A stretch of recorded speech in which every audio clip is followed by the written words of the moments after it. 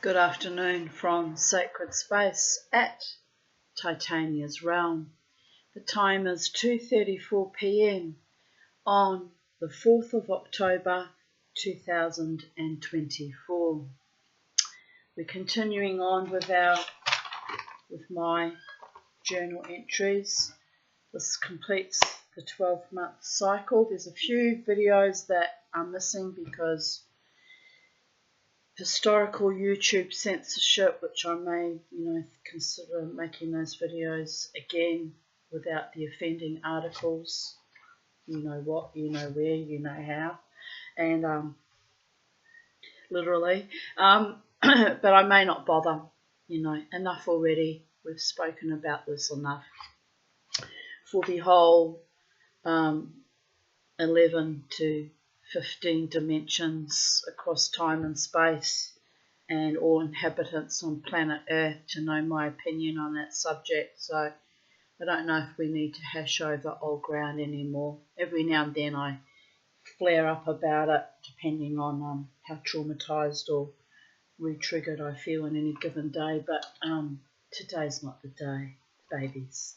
It's a happy day. It's a beautiful day. It's been a glorious sunshiny day. It's not been too hot, and I've had Charlie outside in the garden, and I spent quite a few hours scrubbing her cage and scrubbing, her PVC flooring and scrubbing everything, and then I had to go in and mop the floor in the back bedroom because it was still, rainbow lorikeet splatter. So I thoroughly cleaned my studio and Charlie's bedroom, and I feel like I've climbed Mount Everest. It was epic, it was intense, but it's done, and I feel like I've achieved something wonderful. She's got a clean cage. She didn't want to come out and make the video with me. She's sulking probably because she's got a clean cage. Didn't like me cleaning her cage. In fact, told me off in bird language quite a bit when I pulled her cage outside. I thought, Charlie, it has to be done. It's very dirty. You can't control everything, Charlie. Cleanliness is next to godliness. That's probably why you got kicked out of the nest. She said, don't victim blame me, Mama T. Okay, fair cop. So, but anyway, I carried on and I cleaned her cage anyway, so it's done. Everyone's happy, everyone being me. Charlie, not quite so much, but it's all good. It's all clean. The kookaburras have been passed. I gave them some leftover chicken skin and scraps of chicken. It was after I cleaned her cage. I made a nice chicken and corn soup from cooked chicken and tin of cream corn. So that was quite yummy, and I threw in a packet of 2-minute noodles. So it was a quick and easy meal, but probably not all that healthy because 2-minute noodles and stuff. But anyway, I had two and a half massive big bowls of soup. So I'm well fed. I'm a bit tired. So after I do this video, I'm going to have a nanny nap because it's Friday and tonight alter egos are playing.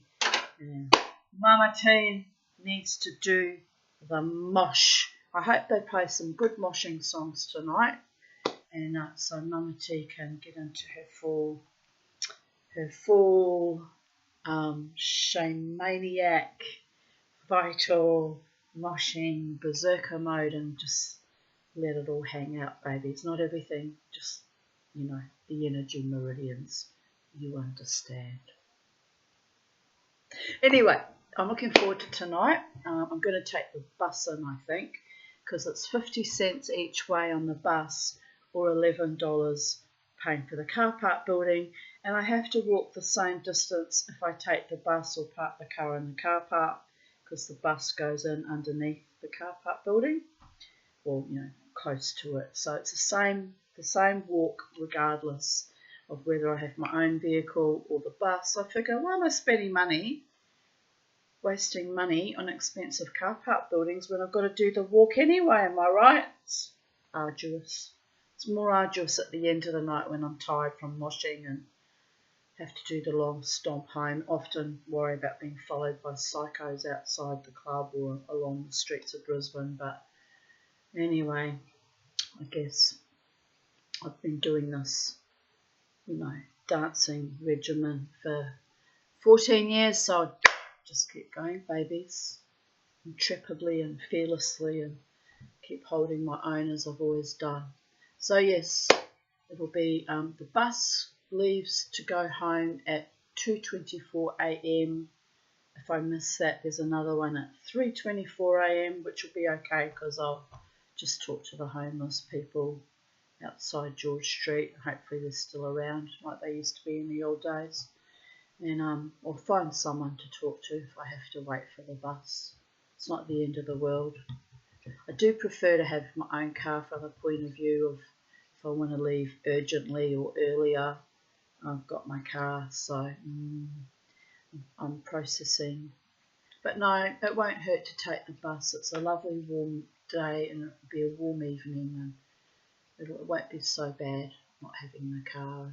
But if I get weirded out tonight, then I'll just have to pay the money for the car park. It's not like I don't have the money, I'm just not wanting to waste money on stupidity.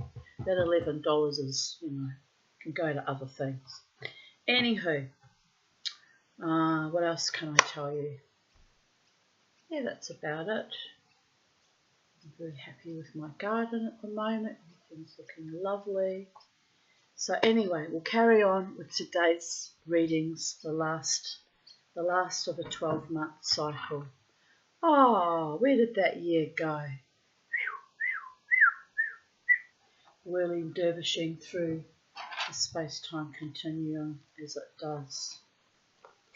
360 days spinning around the sun, going nowhere fast, aging disgracefully. But it's not so bad.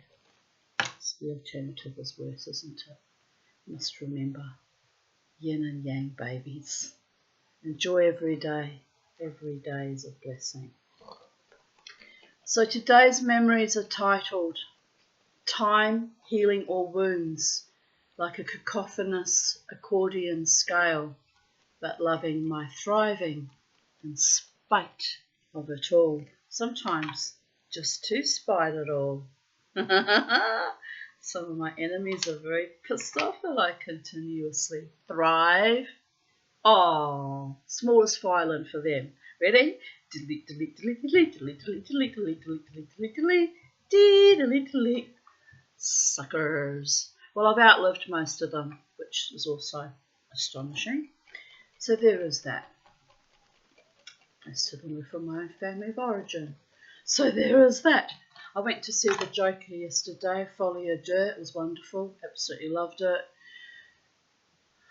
I identify far too much with that character, but it's a wonderful movie and I highly recommend it. It's a musical too.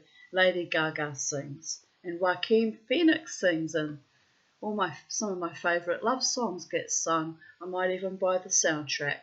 It's a wonderful movie. It's chilling and dark and a bit triggering if you had a mother like me and the Joker, but apart from that, I enjoyed it very much. Had a lovely meal afterwards with my friend Lynn at a Vietnamese restaurant. So yesterday was a good day and today's a good day too. So there we have it. Here's a photo of a certain little girl, age 4. I call that my whatever pose. Throw my hands up in the air. Whatever. Well, I've been whatevering for a very long time, babies. If you had a family like mine, you'd be the mistress of the whatever too.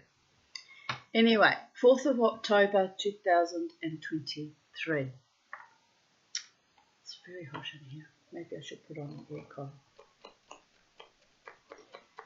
I've just visited the Mount Gravatt Cemetery. I was shocked to see that Benjamin Perutz, an aircraft engineer and pilot, son of Gail and David Perutz, died in April last year, which was 2022. He was only 29. Also, Emmanuel Meshes died in April last year.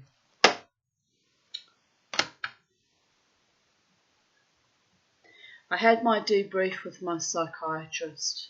He's written a letter to the urologist, so hopefully she can see me in the near future.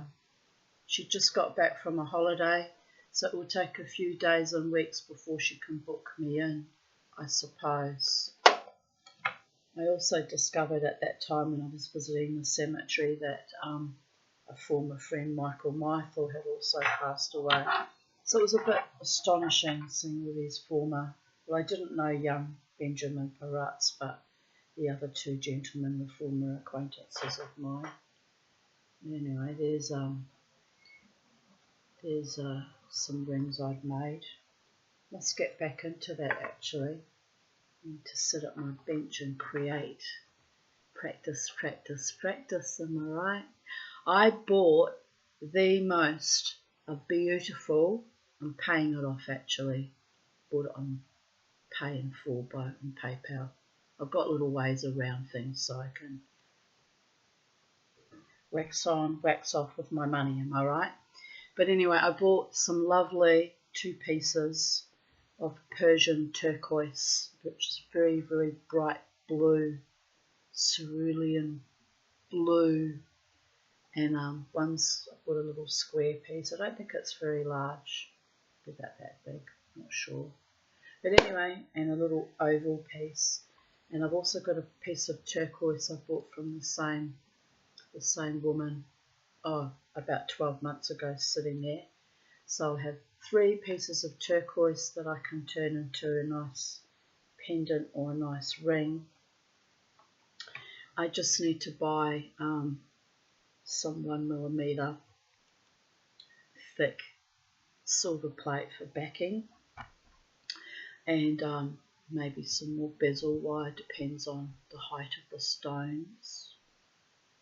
And then I'm in business, babies, or in business as in, making my own things for my own pleasure, since my jewellery doesn't sell. But anyway, I'm not giving up. I'm still going to buy these occasional, pretty stones or whatever I can afford in the space-time continuum, and keep making things, because it sparks joy and gives me something to focus on and something to lovely to show for at the end. Am I right? I'm right about that. Oh dear goddess, I'm so tired. I really am. I haven't been very well the last few days, so anyway, carry on, we must, and I will need my nap before I go dancing tonight, otherwise I won't make it. I won't be able to make it. I can only pass out so much energy, like my budget. I'm budgeting my energy meridians, but by the gods, when I'm ready, it's a force of reckoning. So anyway, as I say, I'm looking forward to tonight, so I'll just have to have a little wee rest beforehand. I kind of want to do my hair and have all my Viking beads in my hair, either on top or underneath, like I sometimes do. So yeah, that takes time to do those too. I'll think about it. It's a lot of work, and I'm already tired. I'll think about it. It's enough to put on makeup and a nice frock and the boots and strut my stuff. Anyway, here I write, and as those rings I showed you before. Today's generative, my psychiatrist calls it my generative outlet, my creativity, generating things rather than sitting at home stressing about stupid things that don't matter in the broad scheme of things. He said, you're very generative. I liked that. So today's generative creativity, instead of focusing on my poor health and the feeling that I'm dying, who isn't? We come alone, we go alone, and every moment of every day is just a langsam, that's German for boring or slow, drawn out, march through time, gifted us by the gods. Well, no. Remember that ring that broke apart, that I was so devastated about? Well, I made 2 stacker rings from it. Ah, that's how I made those. They are now slightly too big for me, so I will sell them to someone with larger fingers who might adore them. One is US size 13 3/4, the others is 14 3/4. Ah, that's how they ended up being too big. I know now why that happened. Because when I was hammering them with, giving them kind of a texture, it stretched them. Oh, the other option is I could cut out the bits, the amount of space that's too big, and sew them together and they'll fit perfectly. That's a big job though. But I could do it. Or I could just leave them as they are and gift them to someone that fits them. Haven't decided yet. It would have to go probably to a man with larger fingers than me, because I've got quite big fingers and big feet, but yeah, there is that. Anyway, the hashtags are kind of hilarious.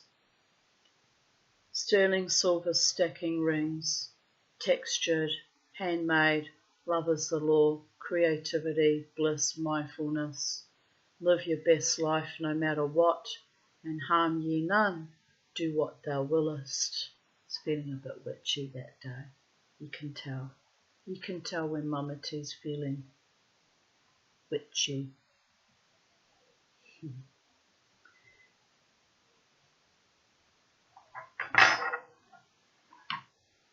Here's that lovely pendant I made that I glued on the piece of burl. Here she is. I just need a sterling silver chain to hang her from. 4th of October 2022, 11:49 p.m. I worked at making skull earrings and pendants all afternoon and evening in preparation for Halloween, although my market stall is this Sunday, 9th of October. That was an epic fucking fail too. Oh, but Jesus. It's depressing when I think about it, so I try not to think about it. I finally fell into bed with exhaustion to see this very bemused little face. Beauregard is happy to finally be in bed with his Mama T. Oh, he didn't like Mama making jewellery and being busy and distracted. I don't blame him though. He was used to having me to himself all the time, and suddenly he had to share me while I had all these creative pursuits. 4th of October 2021, 11:11 p.m. Lila Tov, that's Hebrew for good night, from the angels, Latanya, Beauregard and Charlie, and 3 glubby goldfish at our sacred space garden. In the pond I mean. I just finished another scarecrow and pumpkin. Gosh, I am exhausted. It was hellishly humid all day and night. I am so grateful for the air conditioning,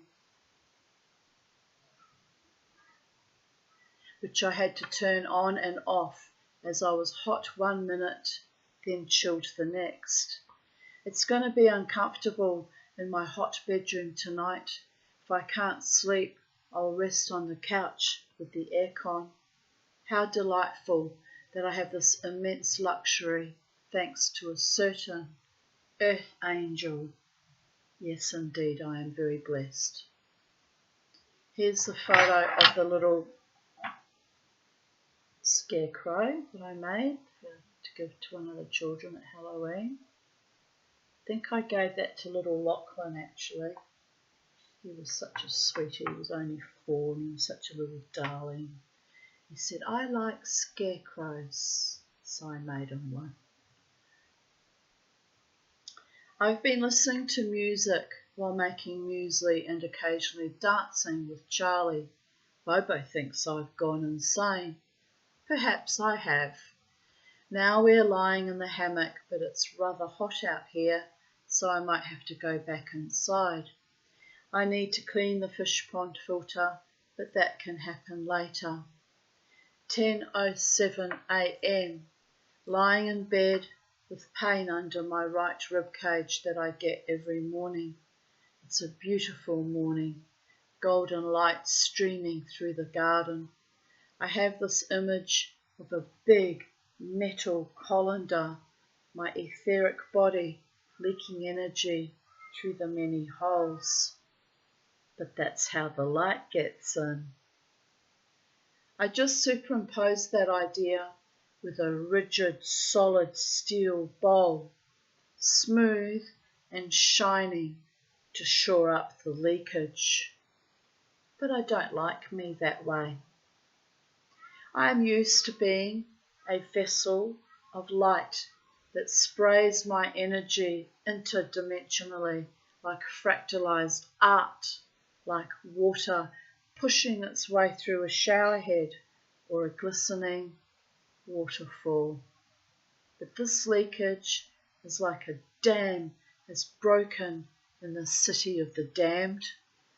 I've been watching key relationships fragment and drift like icebergs in Antarctica. Ouch. But my leaky meridians are letting go of dangerous, porous mudsuckers, washing me clean, light, healing all aspects of my life like a focused laser beam.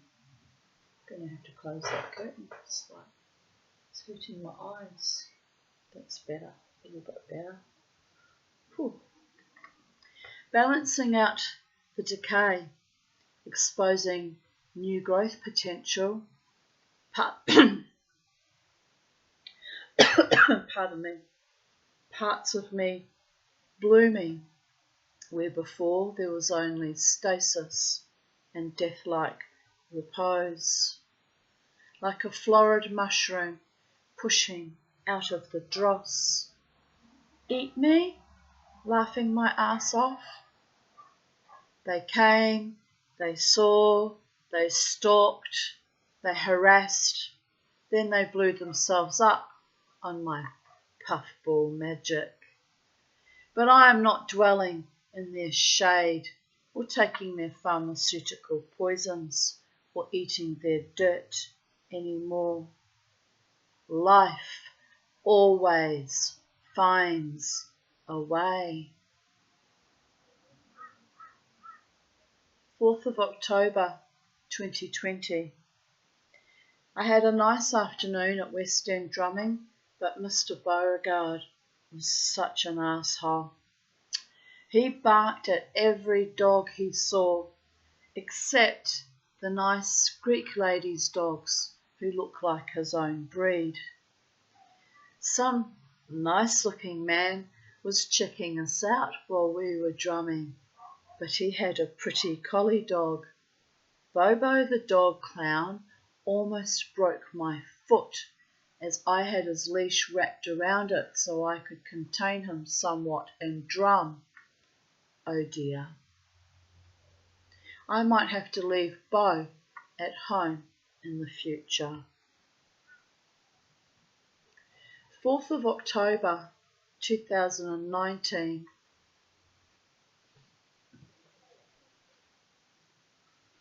I have to buy a new fly screen. There's a fly's gotten in here because there's a hole at the top of my fly screen, which is not good, people of Earth. Don't want flies in my house or any other insects. Where was I? 4th of October 2019. Found this in my notes from almost 2 years ago. Interestingly, I mentioned the fish ponds, not knowing at that time they would come under threat, which precipitated another breakdown not long after that last epic, awful surgery. Why am I hearing voices? People going past? children coming home from school. What? Me worry? My body is still recovering from losing its squally gall, laughing my ass off.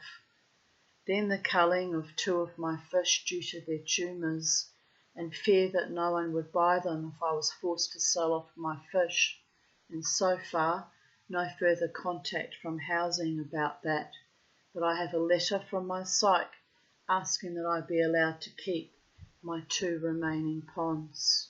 Ultimately I just kept 1. Just couldn't be bothered with the fucking drama and the chaos and the bullshit and the harassment and the ugliness. But I've kept 1.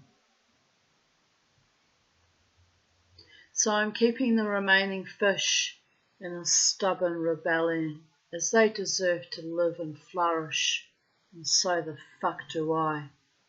Then I lost my better fish last week, then today my beloved hen. The backyard is like a desert after I compromised tacking down the larger fish pond. Now with Betty's death there is one less great spirit to rummage around the garden. I'm trying to keep my little family together, trying to keep myself together.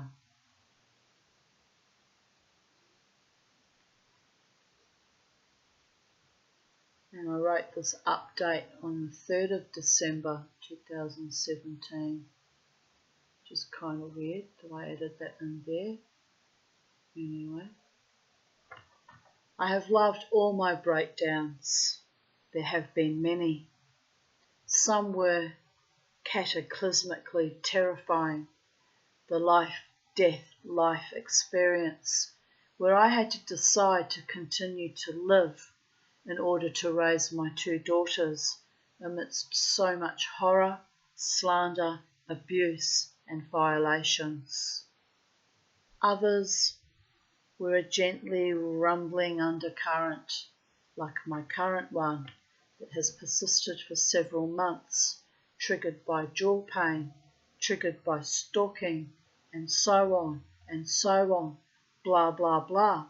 And my doctor wants me to study to manifest a loving partner and or success and or money, and I'm not willing to do that yet, if ever, as I am tired and worn down, and even if I did succeed in gaining a degree, I am older now and eminently broken, and what would a lover do with me but what they have always done, lie, betray, abuse, as even if I were hugely successful financially, that would not change who I am.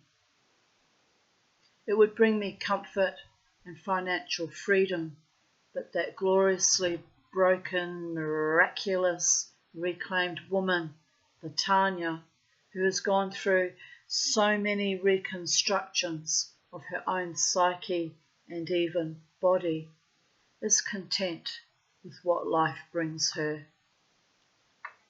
Peace, true loves and all friendships, personal satisfaction, the ability to breathe without the constant desire to suicide. One of the greatest gifts of all is the peace of not having to live with that constantly in the back of your mind.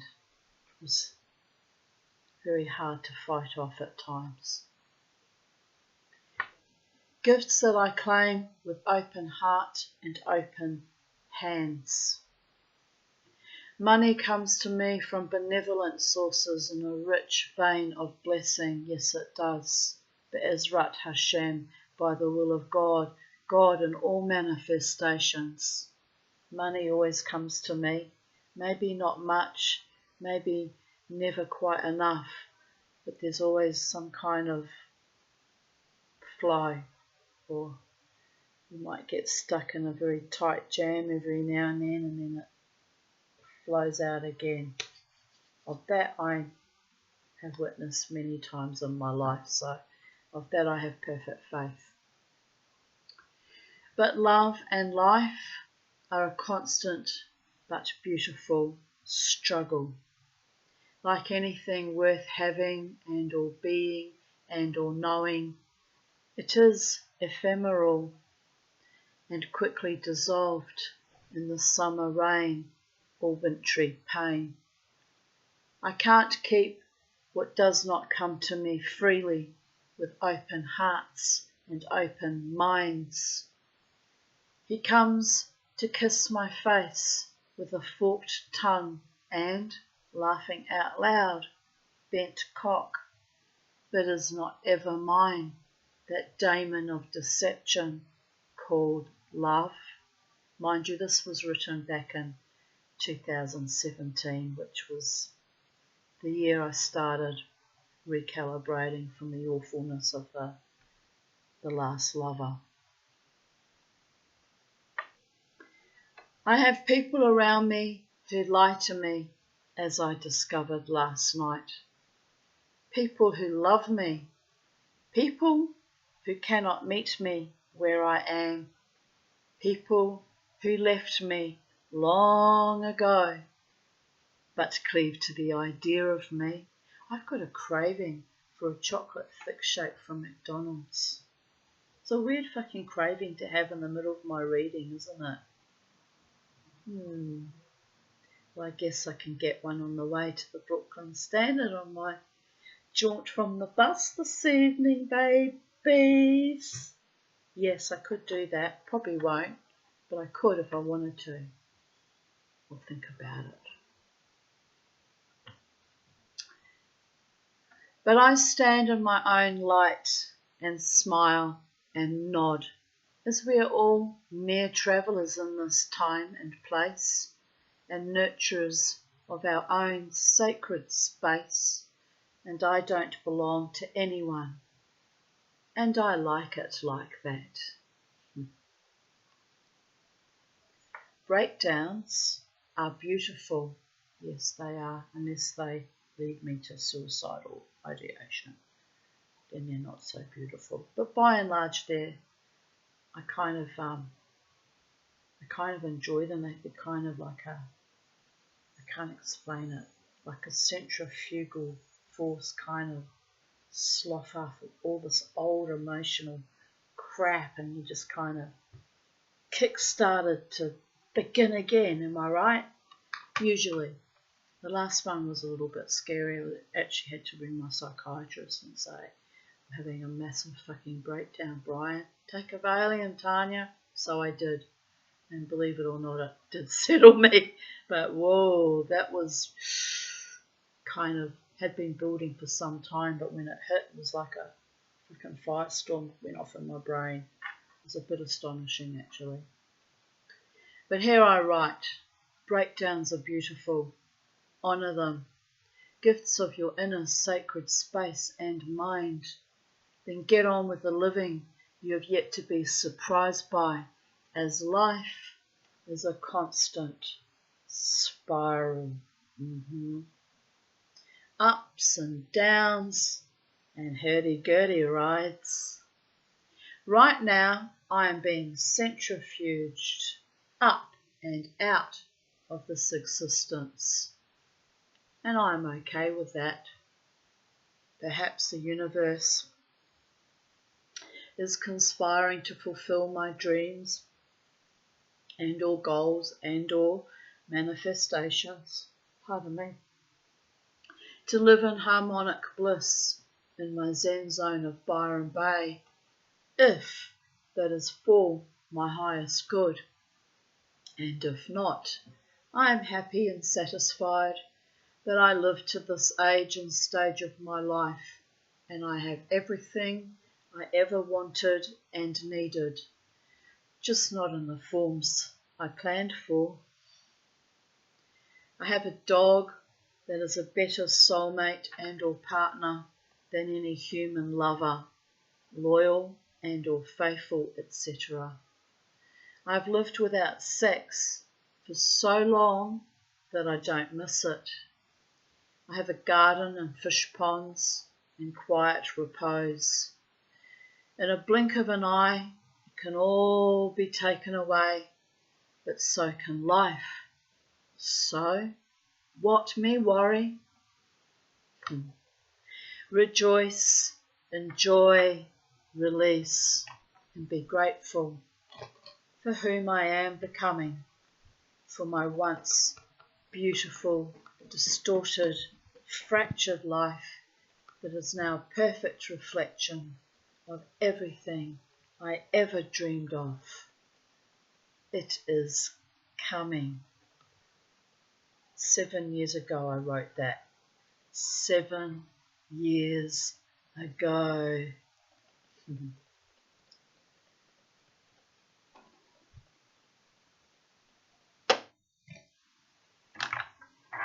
Then I posted this painting. I don't know who the artist is or was, but it's a memento mori.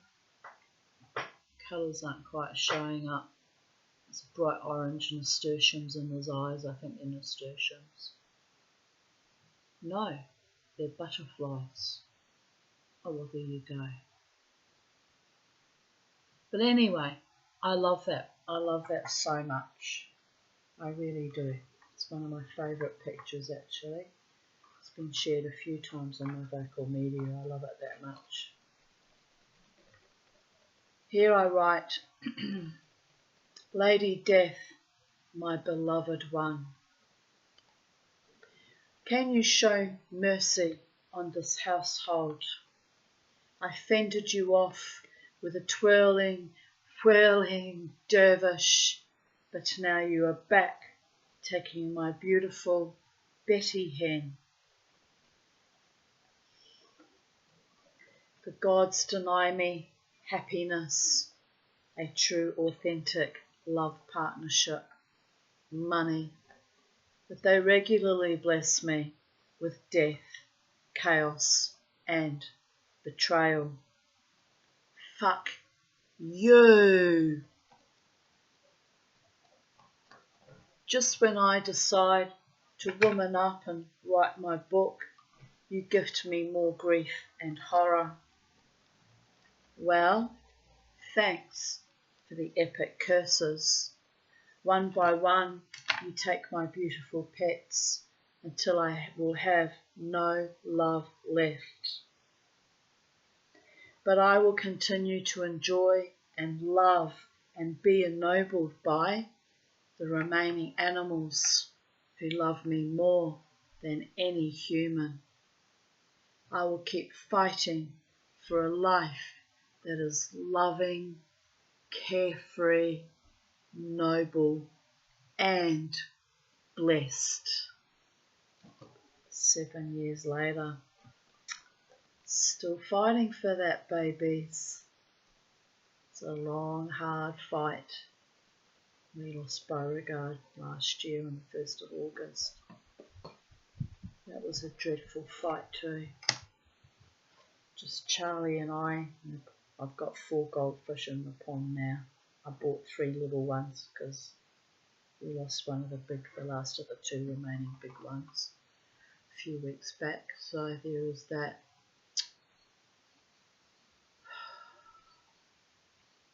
But I'll keep fighting for my beautiful life and my beautiful existence in the eternal now on planet Earth in this short fat hobbit body.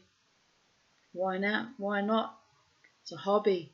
Been doing it for 59 and 8 days shy of being and a half years.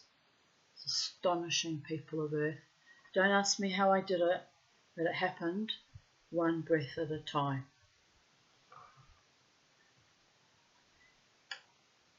Goodbye to my friend Betty. May your dear little spirit find rest and peace with the Ein Sof Or. I love you. And here she is. She was an amazing chook. She used to like to sit up on my shoulder and snuggle up with me, and I miss her.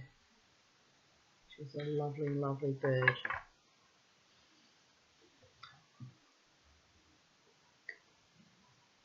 Earlier that morning I wrote, Betty is still alive, but I had to massage her and make her vomit out the water trapped in her gut again So this isn't life for my beautiful girl. I will see how she goes today. Then if no better, I will have to get her euthanized. It's all so utterly monstrous. 4th of October 2018. My beautiful friend Sally Castle has spoiled me lavishly with the most delectable treats. Thank you, Sally, for the groceries. It's wonderful.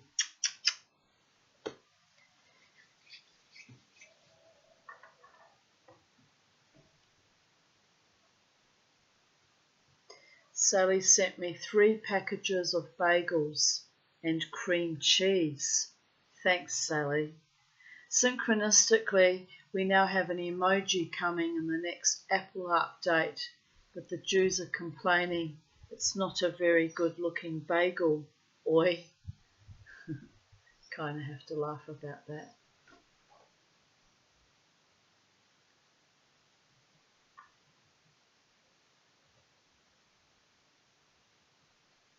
Then I shared, I don't know, it must have been a meme, but it just only shows the group that it came from. So I don't even know what the meme was now.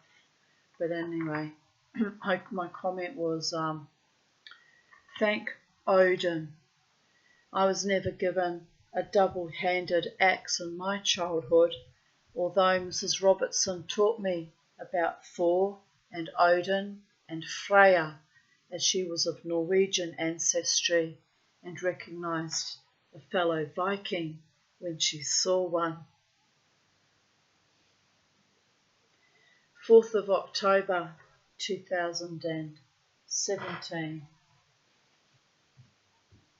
Workmen hammering on the door. Well, hang on, wait a minute. I thought I was reading from 2017 earlier. Must have been another year. Now I'm confused. By the gods. Well, anyway, we're up to 2017 now. Honestly, people of Earth, you can tell I'm tired when I stumble about like this.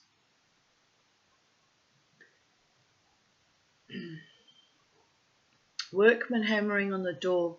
They're going to replace the rotting steps today. Isn't that interesting? I'm waiting to hear from them to come and do the steps again at the same time this year, 7 years later. If it doesn't rain, they have gone to Bunnings. Oh dear, it was raining this morning. More rain on the way. What? Me worry? I asked them if housing is going to pay for treated timber this time. For fuck's sake, because they rot out so quickly. They just use the cheapest materials and then have to come and do the job every couple of years. But as we can see, that last job was 7 years ago, so it lasted 7 years. I guess that's not too bad. That grinds my gears when they use cheap materials and then they have to come and do the same exact job only a year or two later. It's just a waste of resources, quite frankly. Both men looked stoned and as though they were on day release, laughing my ass off. Funny, but not funny. Oh well, I just wish they would give me notice before landing on my doorstep. Well, the last man that came to do the quote for the steps, he didn't look stoned. In fact, he looked quite switched on, very bright man actually.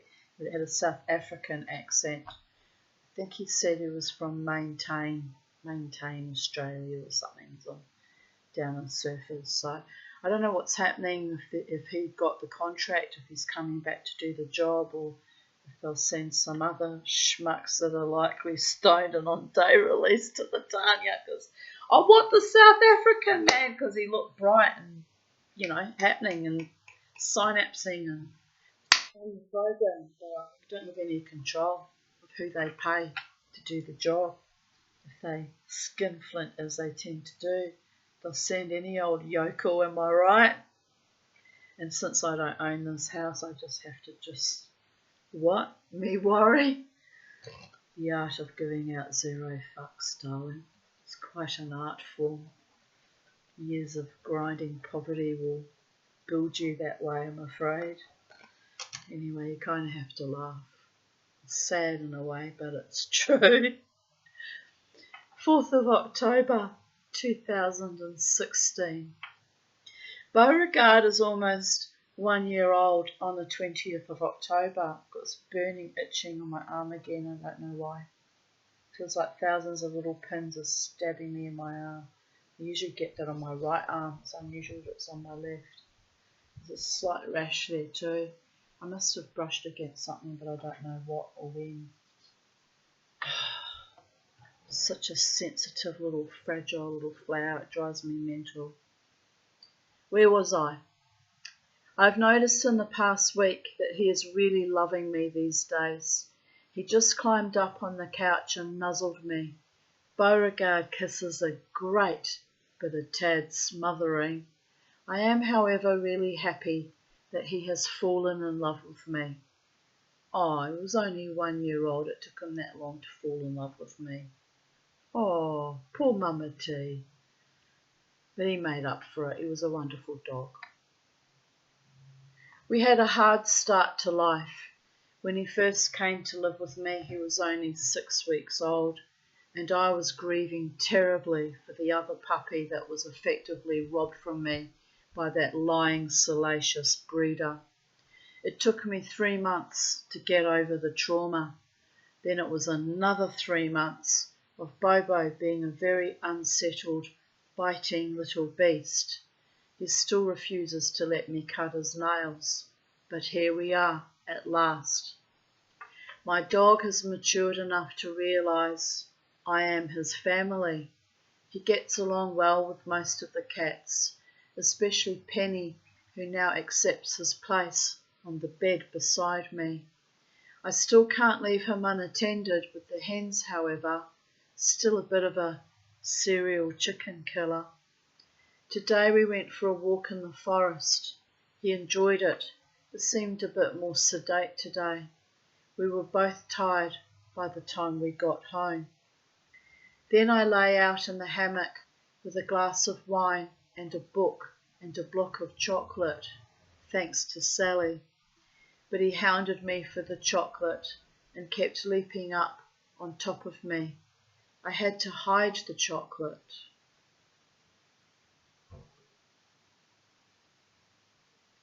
We stayed out for about 45 minutes until the evening fell with the concurrent chill and requisite mosquitoes.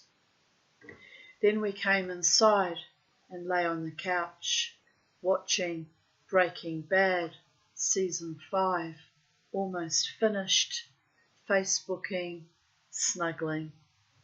I love my dog. He is growing up to be quite a nice animal. He gets me at last.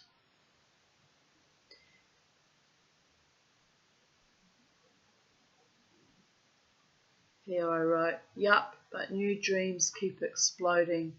Also new stars and new paradigms. Never give up. Follow your own star. Stardust flows in your veins. Wish on that. At Jared, I think my night flowering water lily might be surviving after all. One tiny shoot. Yay!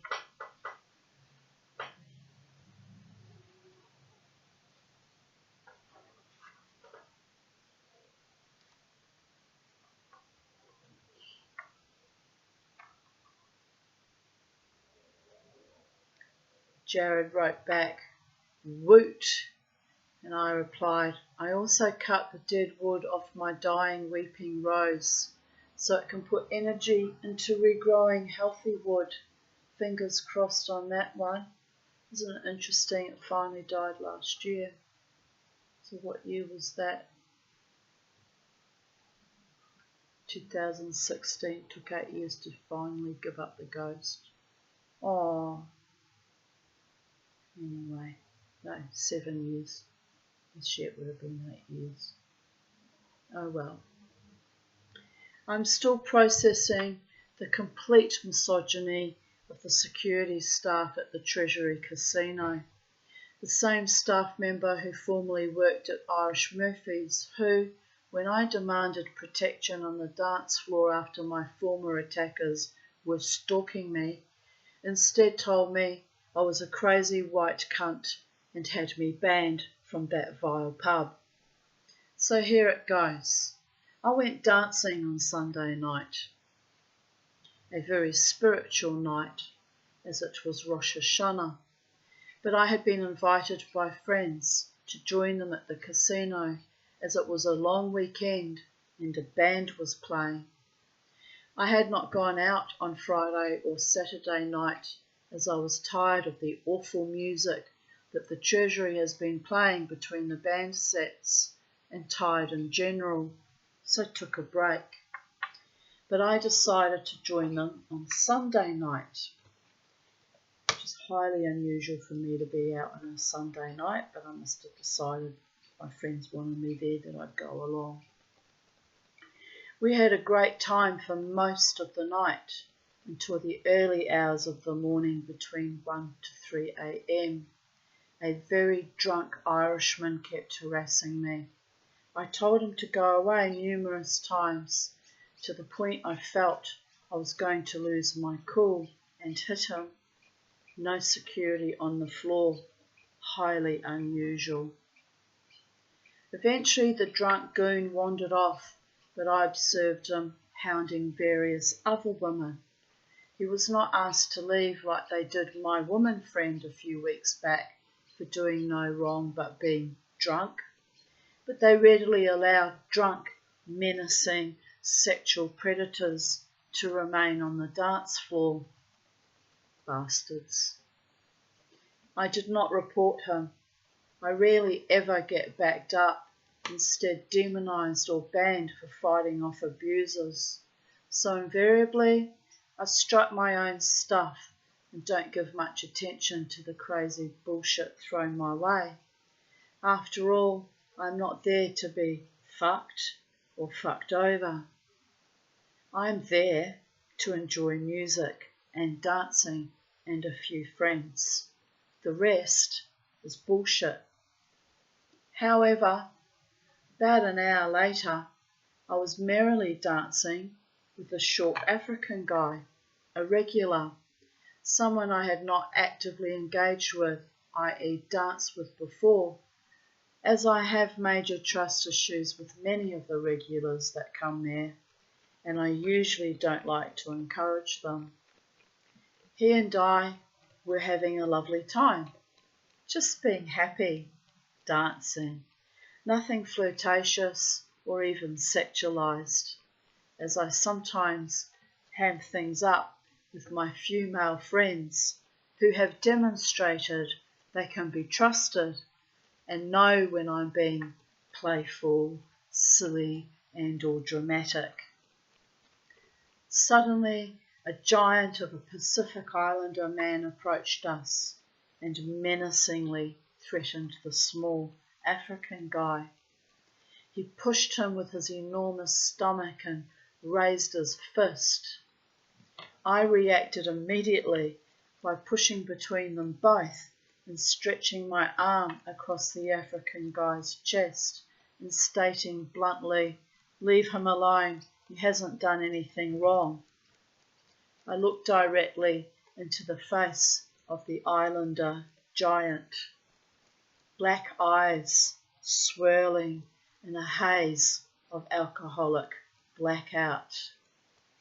Shit, I thought. We're both going to be hammered to death right now. He was an enormous man. He was really a huge fellow. But at that instant, security was surrounding him and led him rather placidly away, which was strange. But he felt comfortable with several of the security guys, as they too are Pacific Islanders. Phew, I thought, but also thought how very odd that when shit went down for a man, they swarmed to protect him, but when I was being harassed earlier. Not one of them was in sight or came to my assistance. Unfair, unjust, bad luck, or a set-up. So I was deliberately dancing a bit further away from the African guy who I knew was a bit in shock, but also being male, embarrassed by the fact that I, a mere 5'3" hobbit woman, had stepped in to protect him. Men hate that, being emasculated by warrior women, which was not my intention. Like the time when I was 11 and I saved my 14-year-old Chabad Orthodox Jewish puppy love, Jeffrey, from being bashed by the 17-year-old neo-Nazi boy from the units next door to ours. I found him threatening Jeffrey because he was Jewish, so I lunged at him and punched him in his stomach and yelled at him to leave him alone. He did. He was so surprised to be outstripped of his malevolence by an 11-year-old girl. Jeffrey was so humiliated. He didn't speak to me for 2 weeks, unaccustomed to violence as I was, poor lad. Anyway, here is the final kicker about security at the casino. That fuck Ellie that got me banned from Irish Murphys for the one time I felt fearful and asked for protection, which seems in hindsight to have been another setup, as when I wrote a formal complaint, even the government did not defend my rights. Lackluster, low-slung dogs that they were and no doubt still are. Evil fuckers. Abuse of women in the Brisbane CBD nightlife is protected and enabled. But if a man is abused, oh, how he is fussed and fawned over by the authorities. Well, Ellie comes back on the dance floor, lopes over to the African guy who is not dancing but quietly drinking. Bear in mind, I suspect African guy is a former refugee, so I suspect that, like me, he has complex PTSD, which is why I was wary to begin with and later so protective of him. We survivors know how abusive events can trigger us into spirals of despair, even suicide, if not, in rare cases, homicide. Ellie grins at him, shakes his hand, touches his shoulder. Are you okay, mate? African guy. I'm sorry that I keep referring to him as African guy, but I didn't know his name and he happens to be a guy and African, so that's my frame of reference. It's got nothing to do with racism, by the way, people of Earth. I'm not a racist. It's just how I was trying to describe him because I didn't know his name. African guy nods shyly. Yes, I am okay. Ellie says, good, then disappears from the floor. I look in amazement. Far the fuck out. No one bothered to ask me if I am okay. I'd taken on this giant of a man in alcoholic blackout, but they didn't bother to see if I was okay. Only the African guy. Isn't that interesting? Not once in those danger situations. Demonisation of women continues unabated. I must say I get very well looked after in the Brooklyn Standard, which I'm grateful for, by the way, because I'm dancing wildly for 3 to 4 hours supporting the bands. I don't get paid for that. I come in quite joyfully as a customer to support my friends in the bands, and it's lovely to know that I'm supported in return.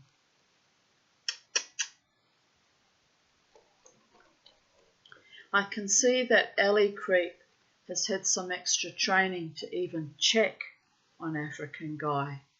Must have been trained to recognise trauma, or just wanted to make a display to piss me off. Not sure which. I'm inclined to think it was the latter. You know, had no couth, that guy, none at all. Meanwhile, I am not traumatised, just utterly disgusted at how I'm treated by this patriarchal, misogynistic society. Those men can be heroes just for one day on the back of my bravery to protect the guy, which in truth could have gotten both of us killed by that huge lunging lug of a man, but fortunately instead diffused the situation. I am okay because I will fight for my brothers and sisters, the oppressed. Always have, always will, with often no backup. Fuck them, let's dance. Update, 4th of October 2019. Last Friday, Ali stood back and laughed in my face when I was defending myself against one of my most serious, determined and vile stalkers. I really should get that scumbag fired.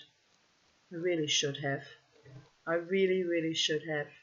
I had enough stuff on him to get him fired like that if I was wanting to be malicious. He is a nasty, puerile excuse for manhood and not safe to work in security.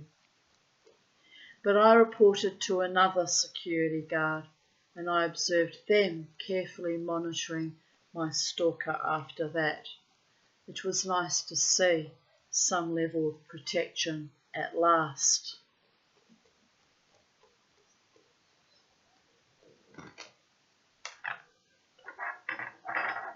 Here's a photo of my dining table which I've just completed and I was very happy and excited about.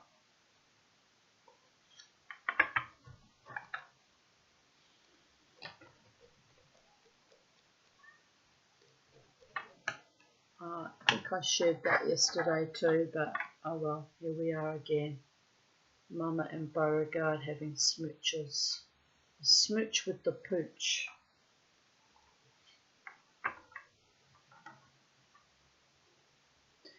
Just a quick hiss and a spin cycle here. I did comment on closing windows on several sides of my house, that it was cyclonic, but it was over in 2 minutes. Storm lashes Brisbane, cutting power to thousands. Dramatic pictures have emerged of storm damage south of Brisbane. This was back on today's date in 2016. After a system packing gusts of up to 80 kilometres per hour struck on Monday evening. Wow, I remember that storm too. 4th of October 2014.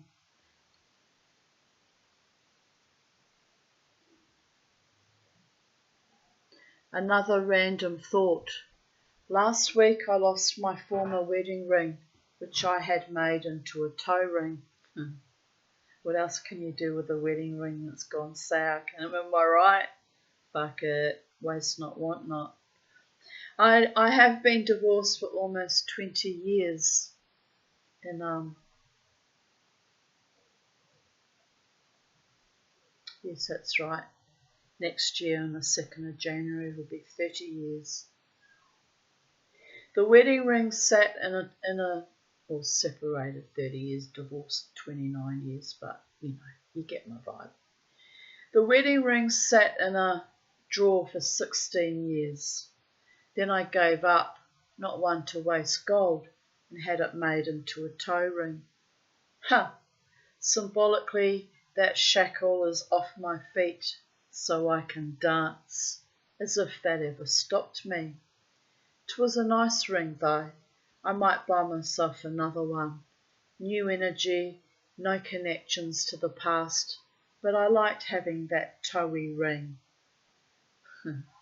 I did eventually get another one. My stomach is making synchronized, non-harmonic death metal noises. I need to feed before it implodes. So dead sexy. I need a massage, a hug, or to get laid, she says back in 2014. Oh dear goddess. Oh well, I'll settle for a hug. Or maybe I don't need anything but chocolate. What will I settle for? Last night's spaghetti bolognese. Oh wait, I need to cook more pasta. Screw that idea. Mince on toast it is. From the sublime to the mundane and beyond to ridiculous. Socks is on my feet making old man moans, and unbelievably, Penny is beside me actually allowing this to happen. And the book I was reading was called The Signature of All Things by Elizabeth Gilbert, I think. Anyway, there's my Soxy and Penny tolerating it. There's a big cat, very, very big cat. Oh, he's my beautiful boy. Here's Penny on the other side. She was only ever happy as long as you can't see her, can you? Why can't you see her? Too much glare. Anyway, she's there. You can sort of see her, but it's hard because she sort of blends in. Childhood memories. This is written back in 2014. The seas are high, and so is the moon, tracking its strong silver path in a line from heaven across the ocean, leading all the way to the rocks and the stony foreshore. I look out my bedroom window, feeling this moment of wildness and freedom, longing to climb down from my window, 2 stories up, and run to the beach across the stones to the first channel where the fishermen hang their squid on the huge metal frame above the beach entrance to the sea. I think it was called a gantry, but I couldn't think of the name at the time.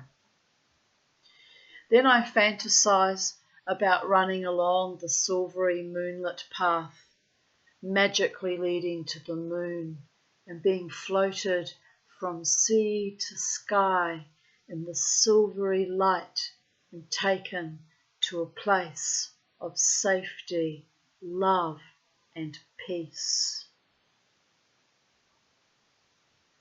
That was my childhood. The man on the moon winks and smiles at me, so I wave back because I know he is waiting for me, and one day we will be united as a true family. At times the moon feels cold and distant and almost sinister, but tonight it is large, shimmering, and strong. I feel strong under its glow. I want so bad to be out there amongst the beauty and the awe. I open my window and look down at the fake balustrading which runs the width of the frontage of our house. It has cute fake wooden shutters. My mother made me paint all summer so the house would look Austrian or German or European.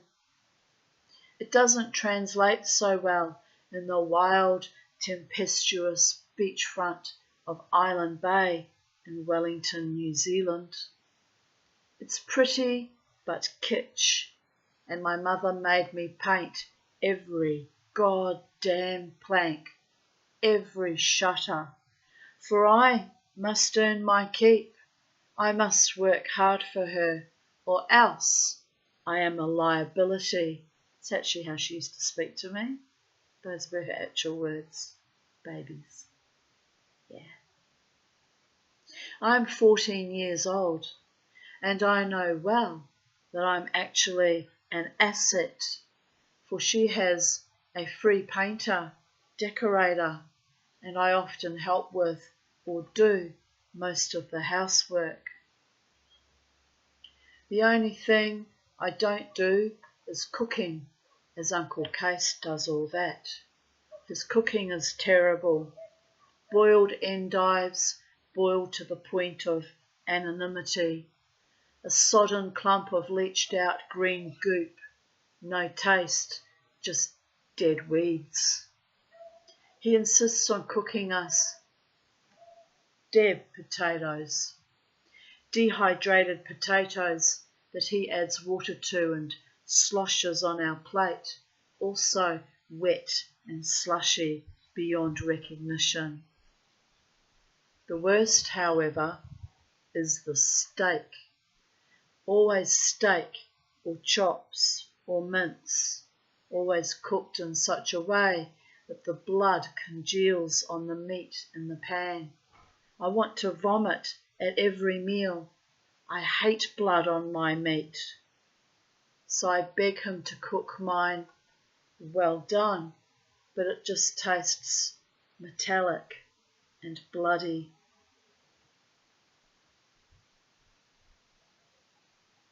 As Mum says in German, Igitt, which means yucky. Anyway, I work out a way of eating that sustains me and satisfies me. At school, at the tuck shop, I buy 2 meat pies every day and 20 toffee milks. Toffee milks were, yes, here I describe it. Toffee covered in milk chocolate, which is hard and chewy, but melt in the mouth and is delicious. So from 14 onwards, I start to plump up, but I don't care. Fuck Uncle Case and his degenerate cooking style. He's a very peculiar man. He's Dutch and a survivor of Mittelbau-Dora, a concentration camp in a tunnel under the Harz Mountains in Nordhausen.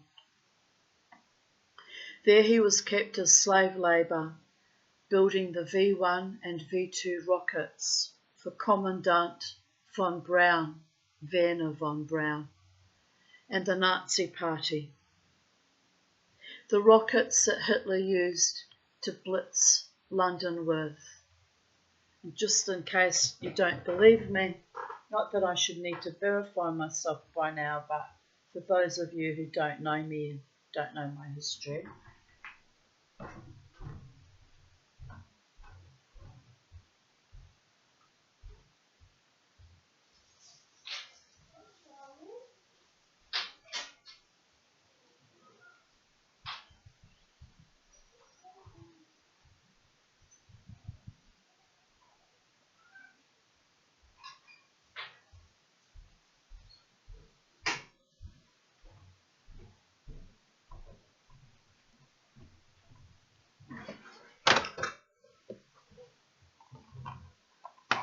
this was his concentration camp number, 28809, but it wasn't tattooed on him like they did in Auschwitz, but that was his actual prisoner number at Mittelbau-Dora, 28809.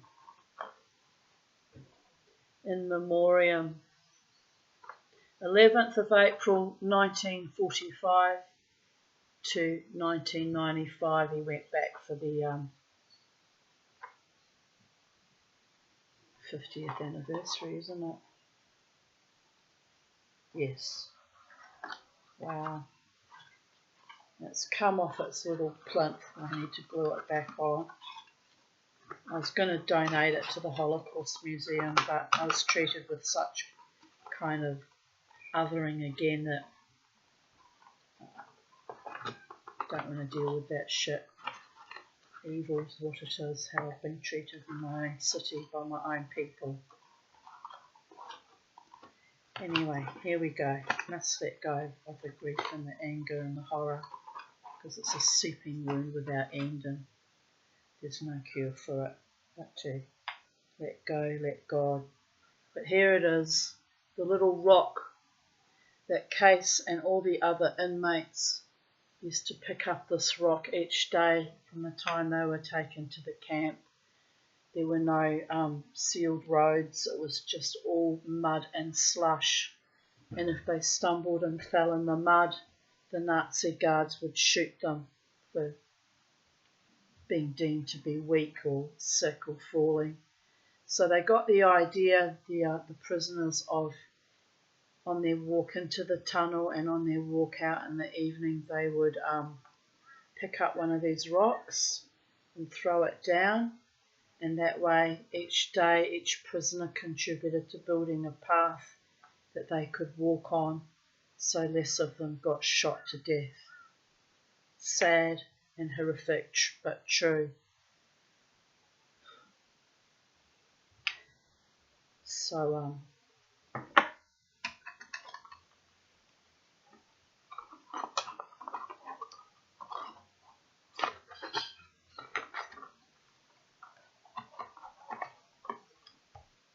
here's a cassette tape that he made for Tanya. This is in his own handwriting. For Tanya, Case's camp story. Wanted me to preserve his story. Spelt my name wrong, but we'll forgive him that, I guess. Honestly. I did re-record it on a digital thing somewhere, but I don't even know if it still works, but I have the original cassette tape. And here is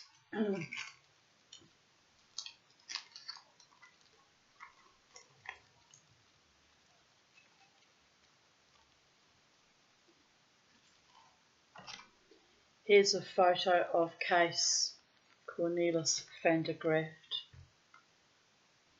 standing outside Nordhausen with his brother, who subsequently threw himself in front of a train because he had terminal cancer, and he decided to take himself out rather than slowly die with the terminal cancer, which was horrific. But they went together back in, when was that, 1995, to the concentration camp. So to be fair, probably got triggered seeing all that horror too.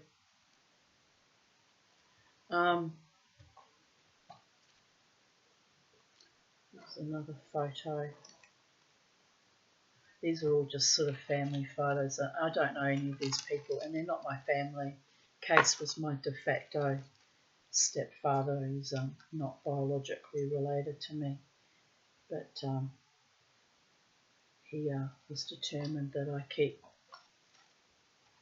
as a Jew, keep the memory of his camp experience alive, which I have done out of respect and honour for that history, if not so much respect and honour for him, because he wasn't exactly the most wonderful stepfather to have, since he constantly sexually harassed me right up until the age of 15, when I finally got pissed off with him threatening to rape me and pushed him down the fucking stairs. That's what it took. And even then he tried to molest me when I was 20. I had my daughter when I was 20 and a half. So I was 5 months pregnant with her, and hand went wandering again, am I right? So he really was a fucking bastard. But I preserve the memory of his camp experiences, because thousands and thousands of decent men who were very likely decent fathers and brothers and sons and uncles and nephews, perished in that camp. But no, that bastard survived to predate on me during my childhood. So every now and then I go into dark places and spiral up and spiral down from the complex trauma that he perpetuated on me, as well as my own mother who survived Nazi Germany on the German side in Hamburg and Bavaria.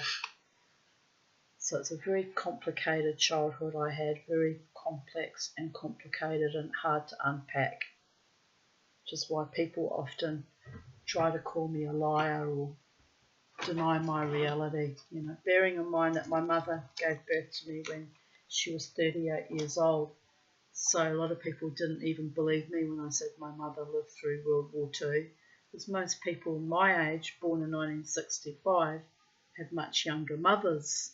So they'd sort of look at me like I was lying or making up stories. Here's the book that Case must have bought when he visited the camp. Discovery and Despair, Dimensions of Dora, which is the short name for Middle Baldora. Written by Alvin Guylance.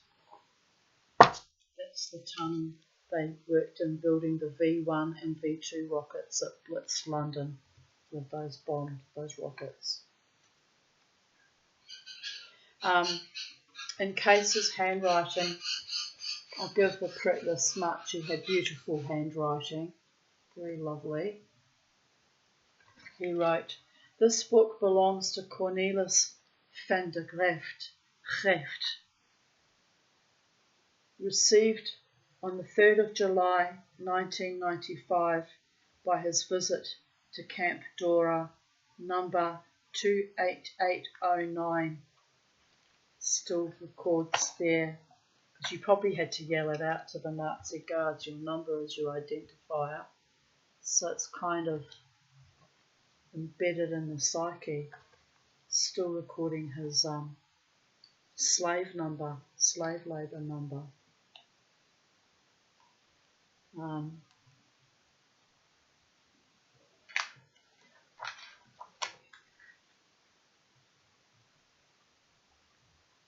60,000 pairs of feet trod the central street of Dora, from the barracks into the bowels of the earth, there to construct devices of terror, soundless weapons that ripped apart lives without warning. Ghosts hover above the camp, above the Kornstein, never seen, never absent. Images that drift with the winds, fall with the leaves, stare with sightless eyes at reminders of lives wasted." And you can see in the path there, it's mostly mud, but you can see intermittently the stones that they put down. So they had a path and tried to save each other. You know, it's what you do when you're in a hell that you can't escape. You try to save each other. You have the camaraderie and the courage, am I right? Didn't see much of that during the fucking COVID epoch, but never mind, they forgot their history. I, however, did not. Poisoning our children and our bloodlines and our DNA. You bastards. They knew exactly what they were doing, by the way. Remember that. Never ever forget. He writes, "When did I arrive? When did I leave? Where was I when I was here? Where did I go? Where am I now?" They have these statues at the camp, and they're really quite fucking chilling. I won't go through the whole entire book with you, but I'll just show you a few other.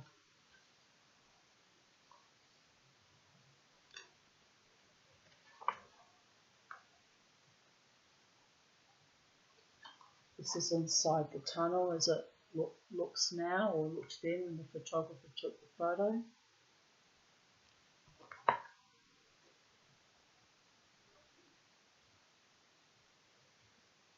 "50 years later."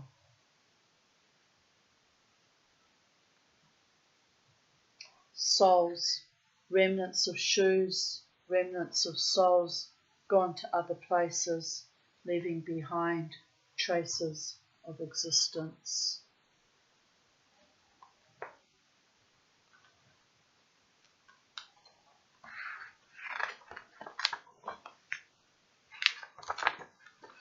It's not good. It's pages are getting mouldy and sticking together.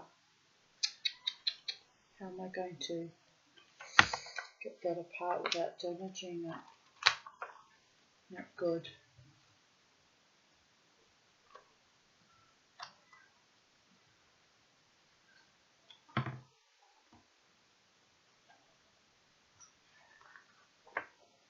You can see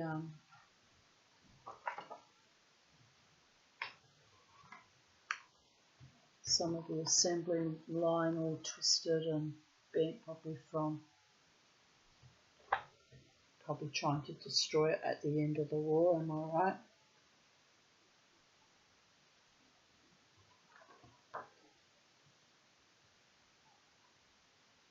But in the tunnels of Dora, the slave labourers worked for 12 hours at a shift and had a watery soup to drain into their empty stomachs, and their world was limited to the rockets and the barracks, and too much conversation could lead to a beating by the watching SS, or 15 minutes of dangling at the end of a rope while they slowly strangled to death over the heads of their fellow prisoners.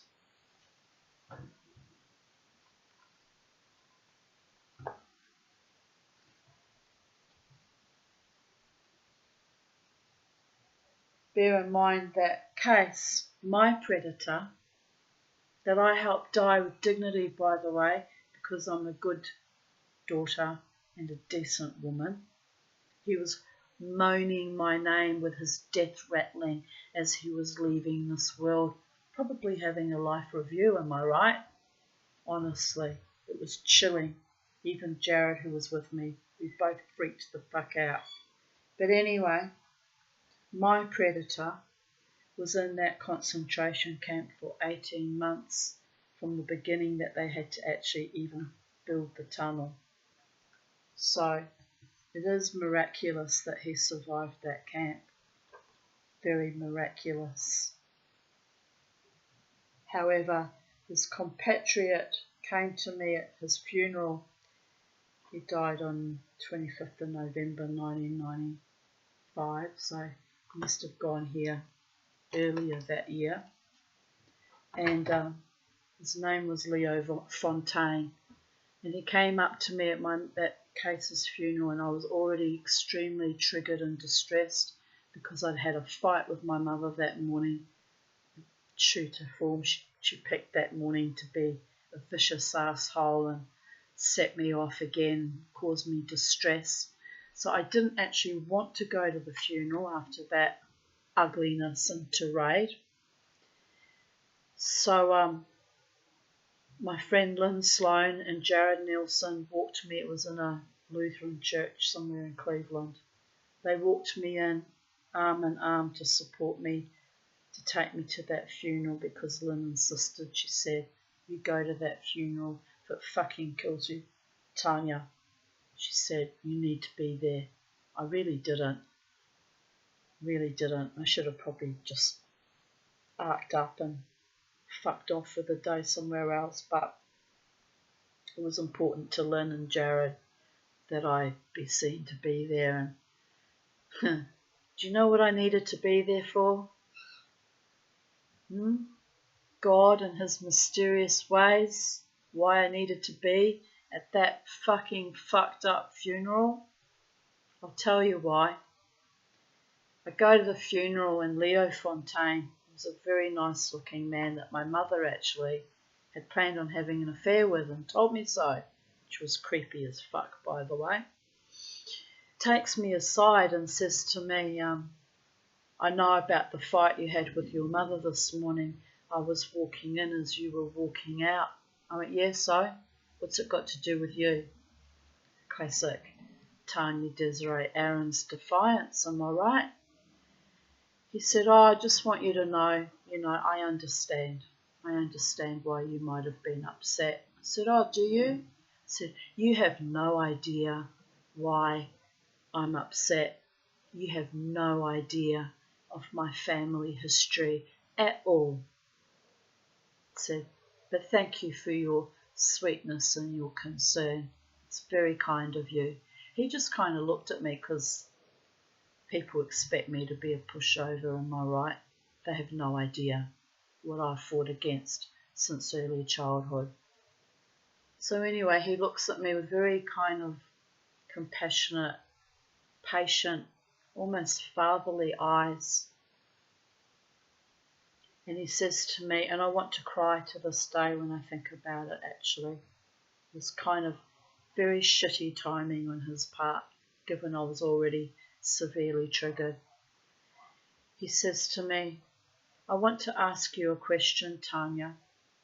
I said, oh yes, what might that be? Expecting it to be more bullshit about my mother and my family dynamic and what have you, And I said to him, oh yeah, I said, guarded, but my usual defiant bravado. He says, yes, he says, may I ask you a question, he says. Do you think that I might have been a handsome man, he said, if not so much now that I'm an old man, but do you think I was good looking when I was young?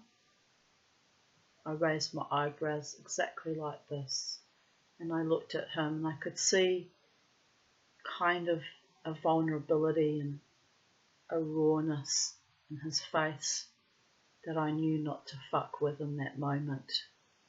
Oh, I could have been cruel if I'd wanted to, but had nothing against the man, apart from my mother being inappropriate towards him, but I had nothing against the man personally. He hadn't done anything wrong, actually.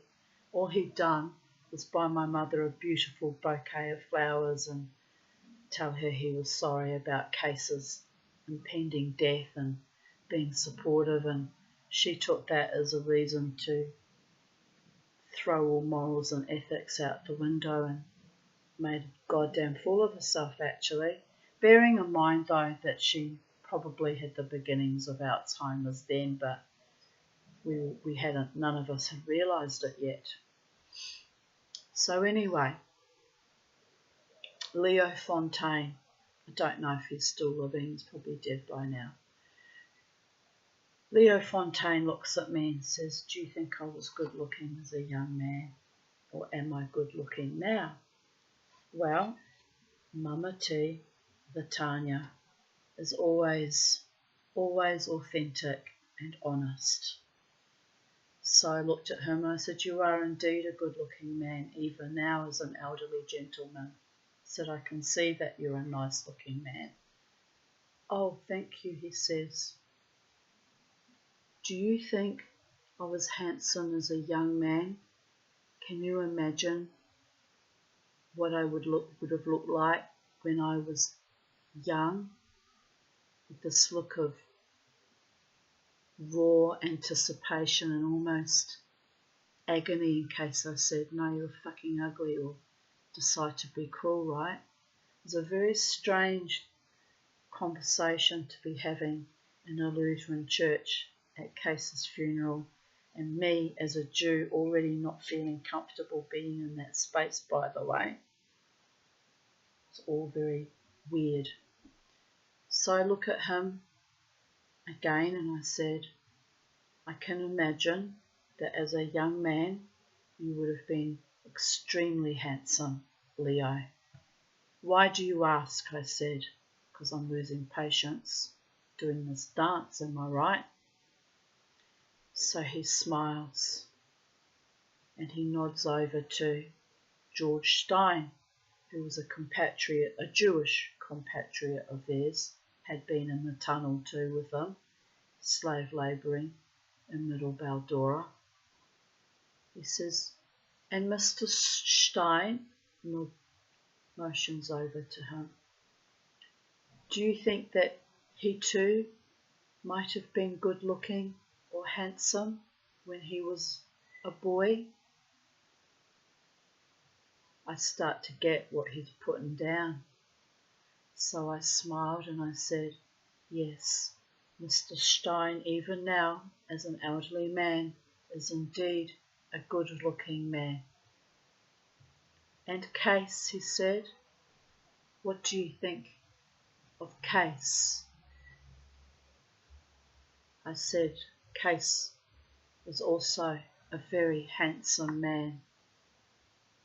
Ah, he says, then, have you ever thought to ask the question how it is that we three handsome men all survived that tunnel? And Case, he said, was there the longest, 18 months. George Stein and I were there not quite so long because we were at Beg and Belsen first. My blood ran cold in my veins. Said, say no more. I understand exactly what you're telling me. This is not the place to discuss this in this moment, in this time.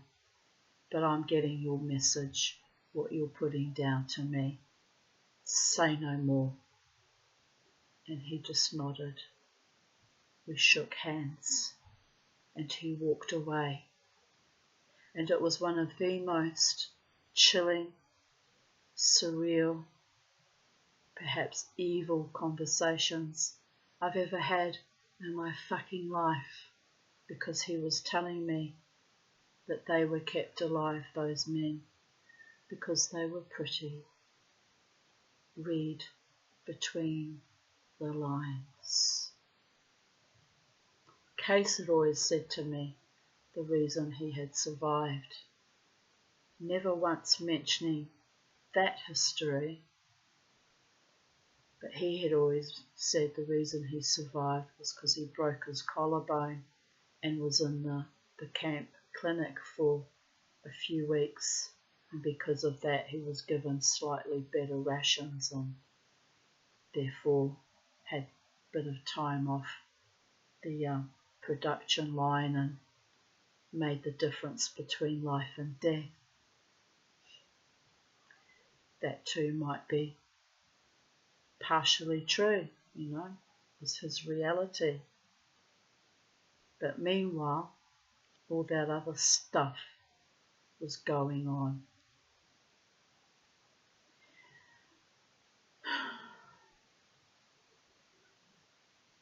And that man who survived the sexual predation of Nazi guards and officers and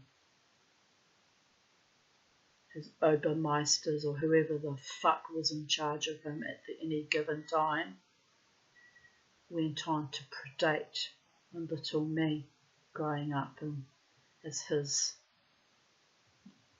stepdaughter, de facto stepdaughter,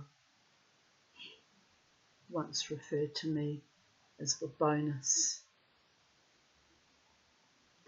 So, evil is as evil does, is it not? Repeating of trauma and unleashing it on your children, biological and or non-biological, is never okay, especially given what they themselves barely fucking survived.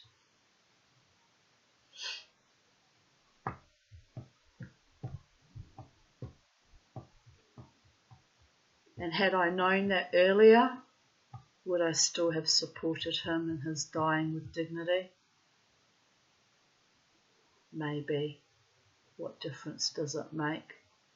The harms had already been done long, long before, but it did contribute to his death did create a serious chasm in my mind, and it was one of my infamous breakdowns that as I said earlier in this video, I welcome now, but back in that day when I was 30, going on 31, a few months away from it, 30 and a half, it was a fracture in my psyche that took me quite some time to recover from.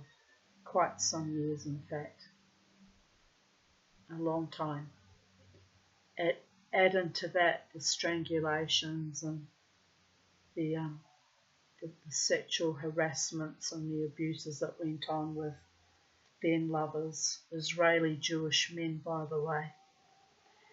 It was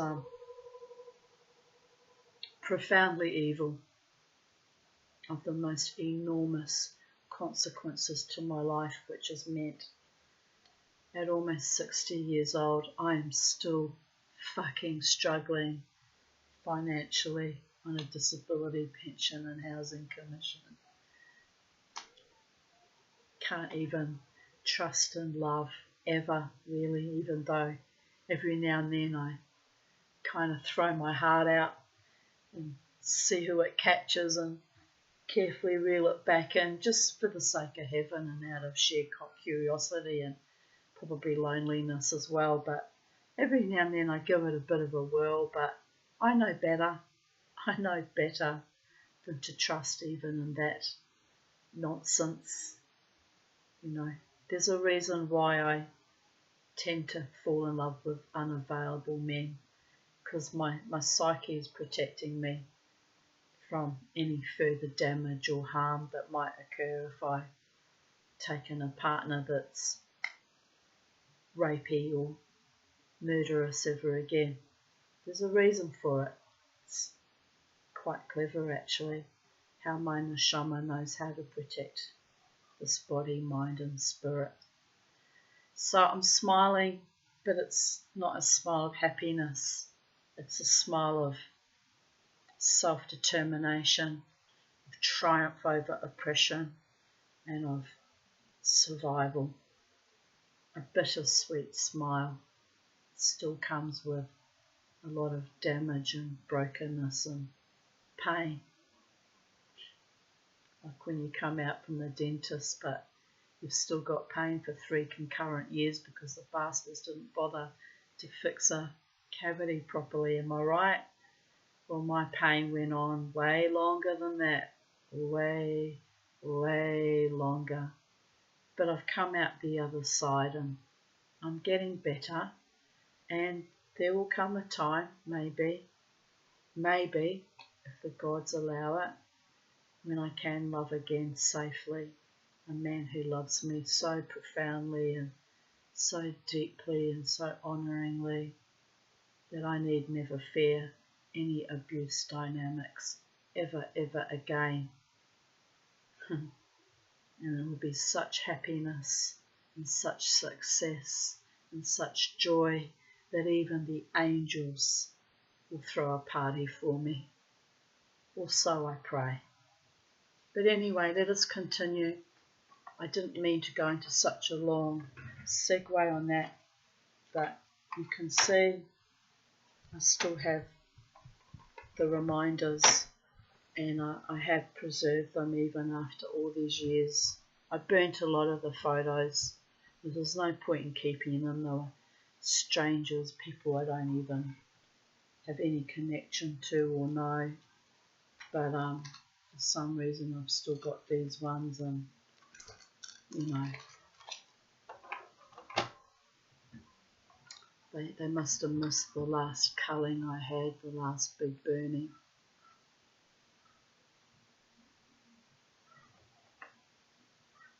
It is difficult to decipher how much of his eccentricity, narcissism and cheap ways come from being a survivor with his own brand of post-traumatic stress disorder, PTSD, or how much stems from his own original personality.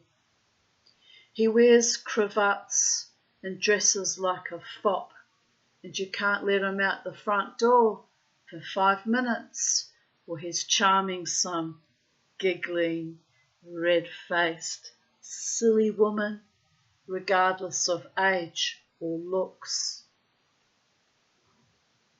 If she is female, he will flirt with her. He is indiscriminate. Young, old, ugly, beautiful. As long as she has a vagina, she is on the menu. Of course, he favours prettier women, but in a tight spot. Anyone will do.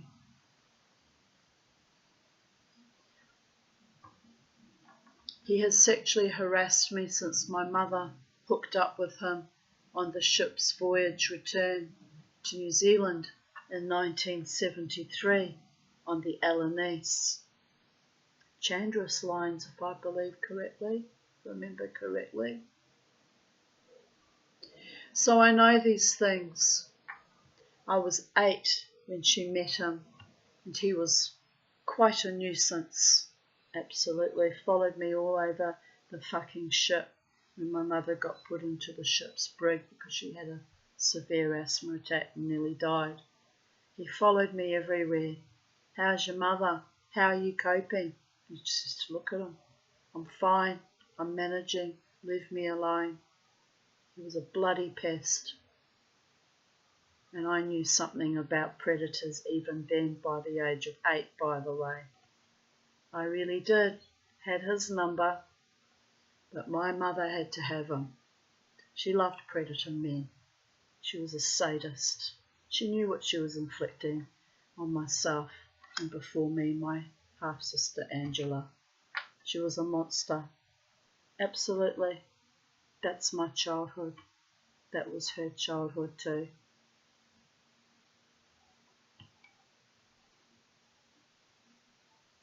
When we moved to Melbourne, Australia to live with him, I was 9. It was mid-1974.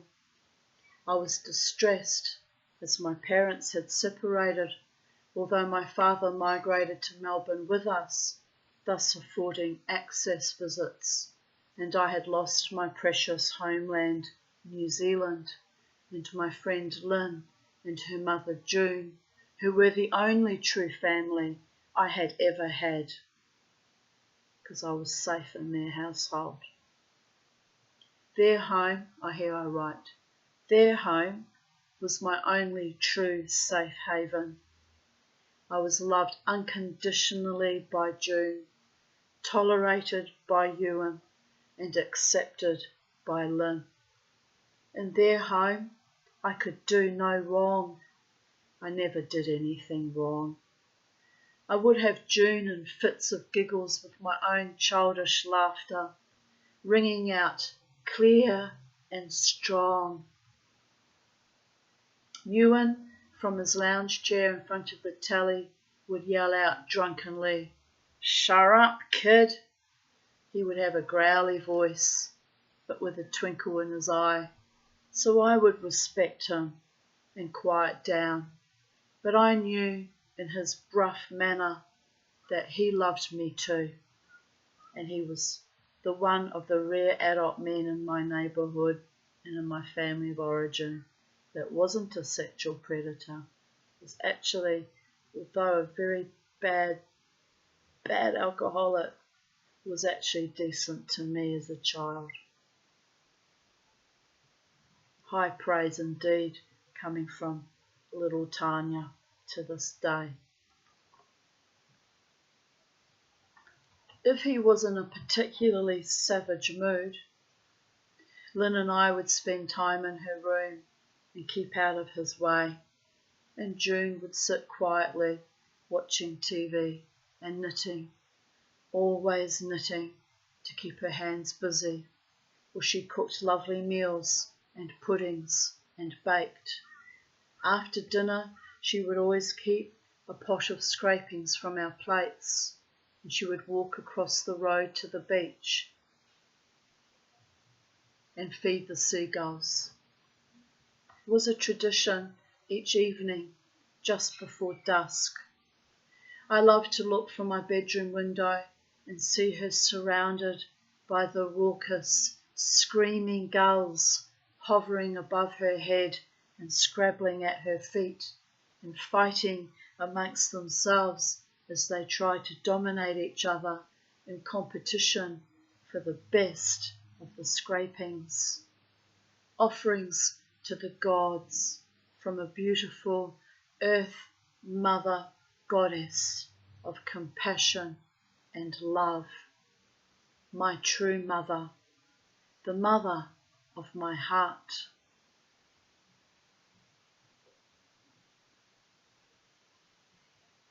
Later I wrote, Madagascar, I like to move it, move it, move it. Am I right?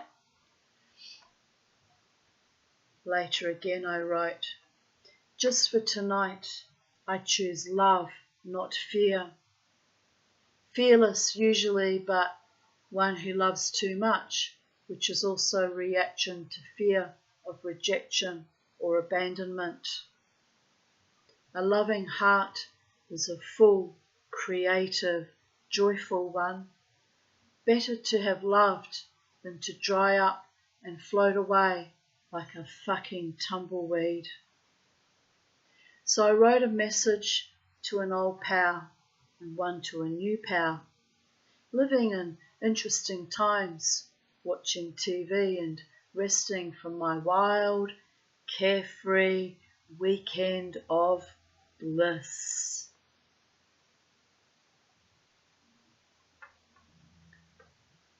Epic scrambling under my floor. Sophie is staring down, looking worried and confused.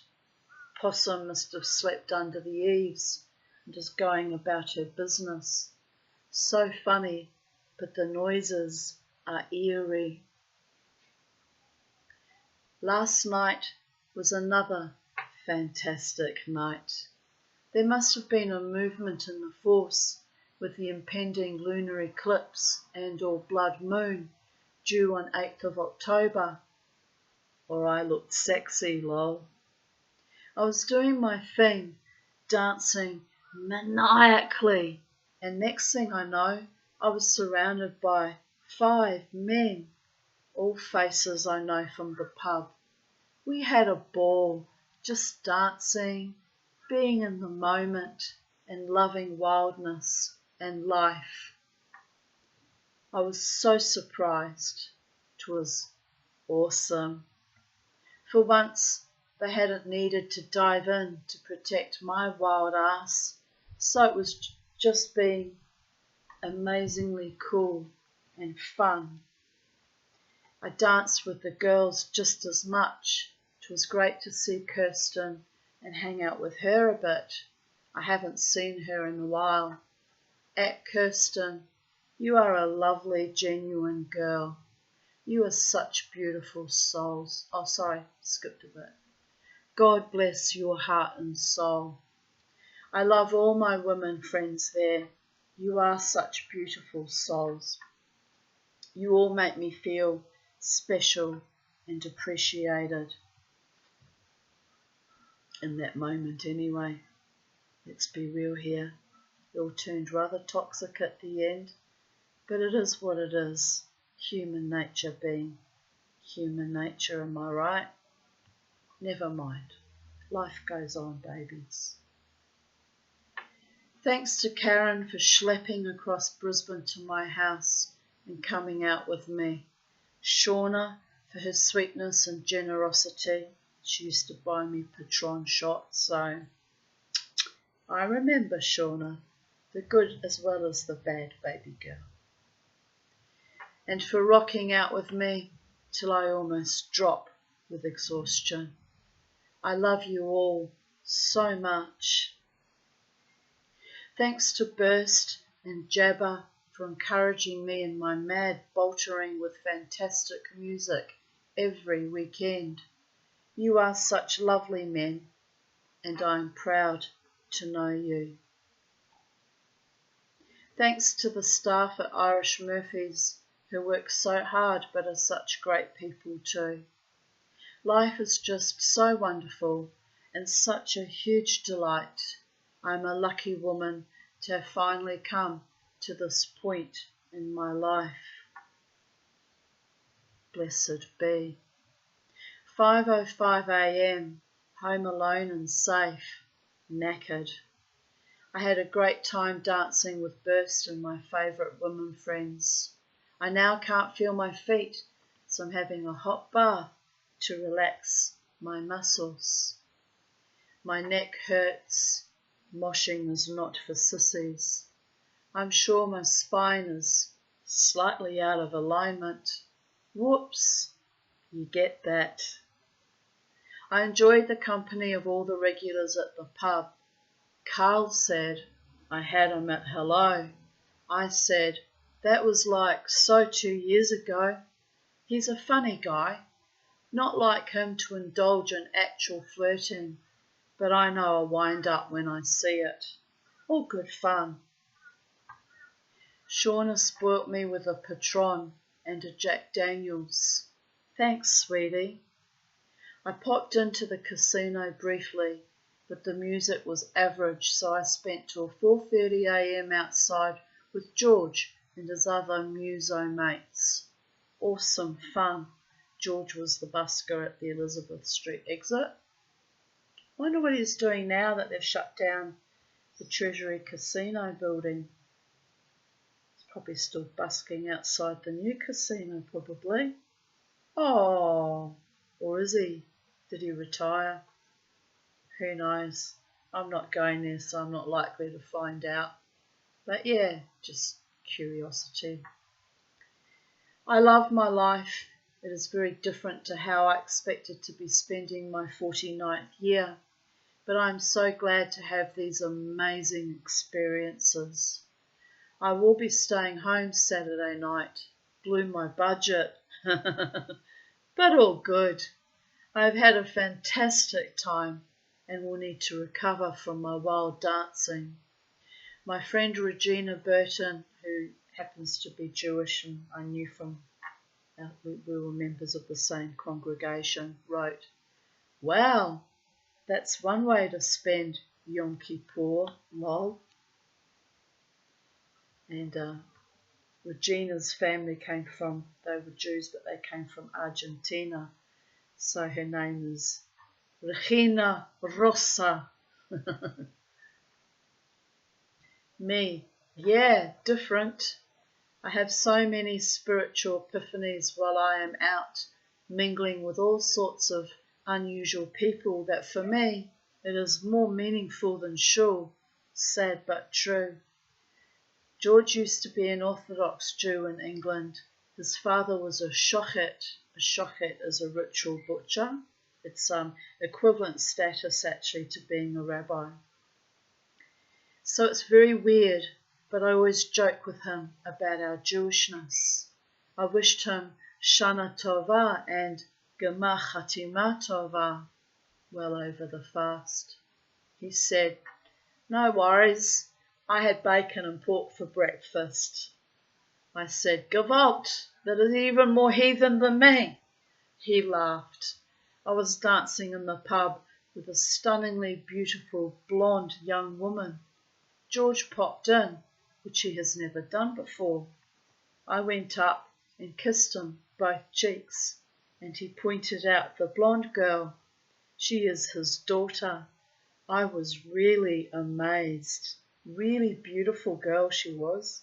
Such a beautiful, she looked Scandinavian.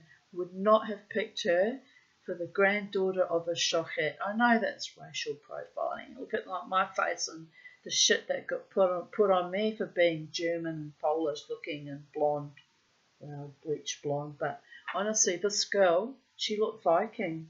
He actually had Scandinavian ancestry too, which explains a lot. But beautiful kids, beautiful kids. 4th of October 2013, 5 a.m. Salute the sun, now off to bed to sleep, hopefully.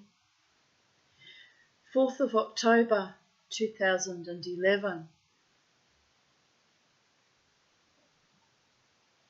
I was awakened from somnolent, slumbering sloth having nightmares about missing china and crystal being stolen and exhibited in a museum like a showcase, and I was incensed and trying to get it all back.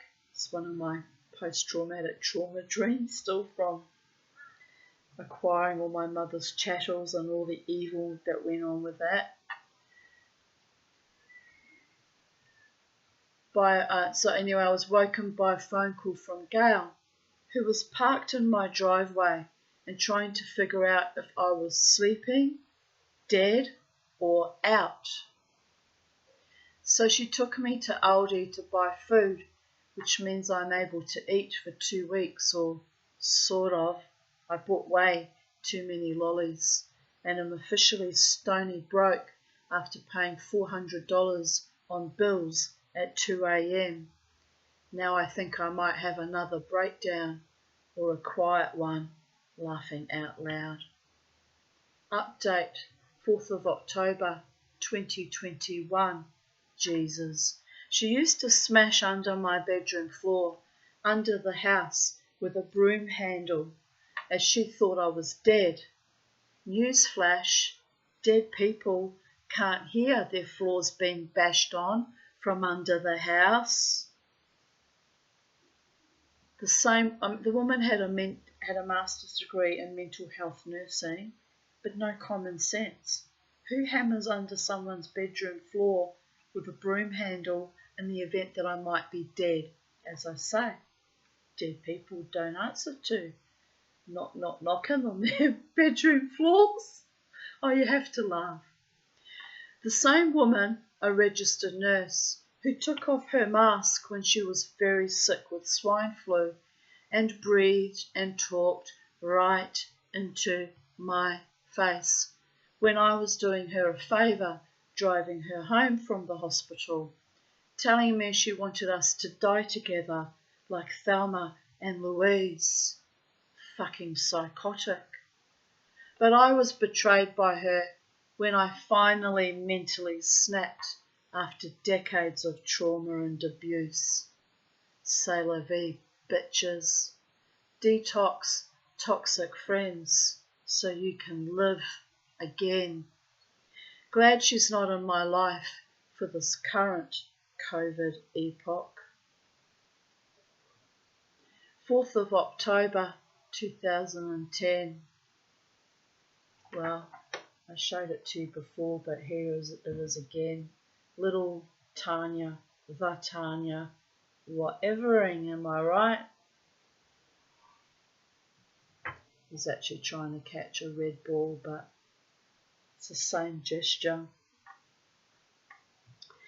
Been busy burning branches today from low-hanging trees, sick of being attacked by the vampire beetles, i.e. paralysis ticks and other big black ticks. Bella had a paralysis tick on her back leg today. I am so worried it managed to poison her, as I don't want to lose her, and the vet bill would be $1,000 with $500 deposit up front. I'm hoping the tick collar worked its magic. She eventually died of a tick in 2013. My auntie Sylvia Shine wrote, "Good luck, your famous daughter, please God. Lovely to read about her achievements. What a proud mama, eh?" And I wrote back, "Thanks, Sylvia. I'm very proud of both my girls. I hope one day they might be proud of me too." Let's try very, very hard not to think about that. I want to cry. Here I posted the link to her showreel, 500 Days of Summer, USQ Showreels 2009, starring Crystal Aarons. It's not her in the picture there, it's some man, but anyway.